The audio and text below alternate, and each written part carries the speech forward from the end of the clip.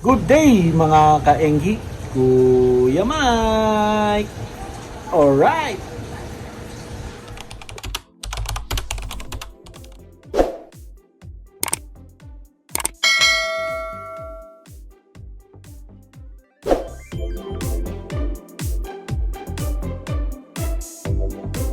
Yun mga kaenggi, no? So kung di nyo pa napanood, no? So naglagay tayo ng mga halaman, no? After natin mag water change, no? Nung nakaraan, no?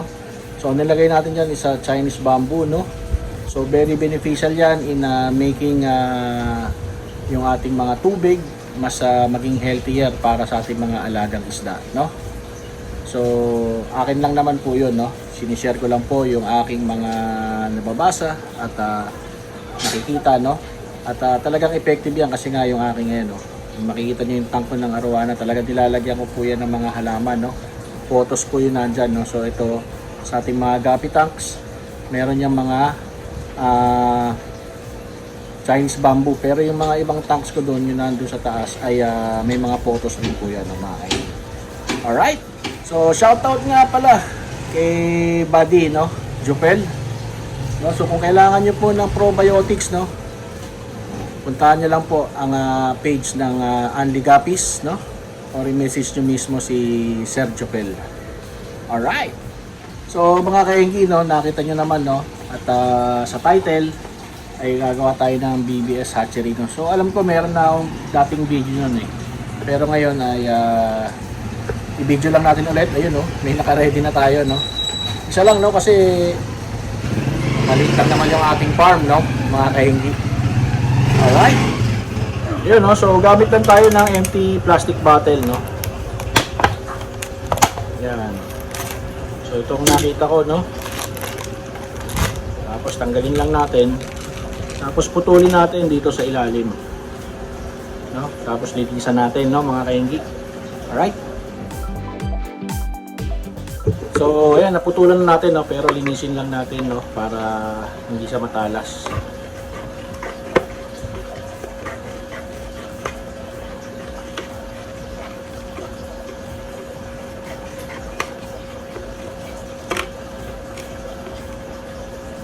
Yun, oh, ayos na.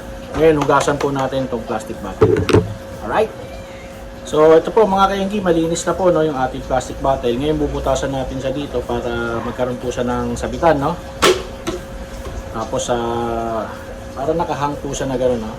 Tapos, yung takip po, no? Ito po yung takip. Ganyan po. Bubutasan natin dyan, no? Lalagyan natin ng air hose, no? Or pwedeng ganyan lang nakatakip, tapos meron kayong air hose dyan nando sa ilalim para pabulain lang po yung ating BBS, no? So ganun lang po siya kasimple mga kaenggi, no? Pero tapusin ko para makita nyo yung finished product, no? Painitin lang natin yung soldering para pambutas natin, no? Alright. So mga kaenggi, no, habang hinihintay ko magpainit, no, ay yun, nakita ko nga yung dati kong ginagamit, no?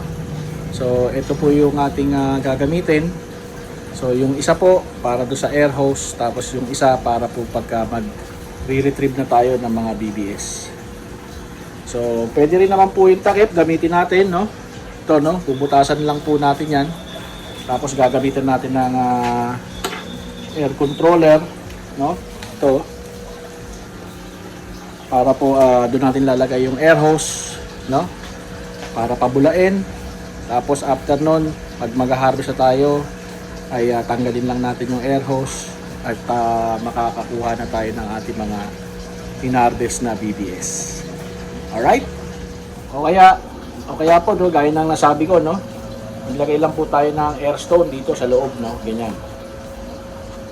Malaki lang to, eh, no? Tapos pabubulain niya po dyan, no? Tapos po nun, pagkatapos pwede tanggalin, salain po natin, no? Huwag po ganun, kunin mo, kasi aangat po yung mga shell, eh. Tapos nasa ilalim yung ating mga na-hatch, no? So, dito natin kunin sa ilalim, or kung masipag kayo, di salain nyo na lang po muna yung mga shell bago nyo kunin yung mga na-hatch nyo na BBS. Alright? Yun, no? So, wala tayong makitang taling straw. Kahit taling straw lang to pwede, no? Pero ang ginamit natin ngayon is alambre. Pwede naman yan para lang may sabit natin na ganyan, no? Yung ating hatchery. Alright. Since nandito po yung spare natin na may air controller, dito ko na lang po ilalagay yung ating hatchery, no? Para hindi na kailangan ng mahabang air hose. Alright. So lagyan po natin siya ng tubig para ma-check po natin, no, kung may leak. Yun, no? So yan, no? Dire-diretso, no? Yun, no? Kasi wala pa siyang takip, no? Alright. Yan mga kainggi, no? So ready na yung ating BBS hatchery, no? Ilagay natin dito ng air controller para bubuksan natin dito pagka mag-harvest na tayo ng ating mga BBS, no? So sakto lang naman yung binubuga niya na air, no, para mag-hatch tong ating mga BBS, no? Alright. So mga kainggi, hindi pa dyan natatapos yun, no? Lalagyan pa natin to ng asin tapos yung ating BBS. Alright. So lagyan natin ng asin, no, para ma-ready na. Yan. No? Kasi ang gusto ng BBS maalat.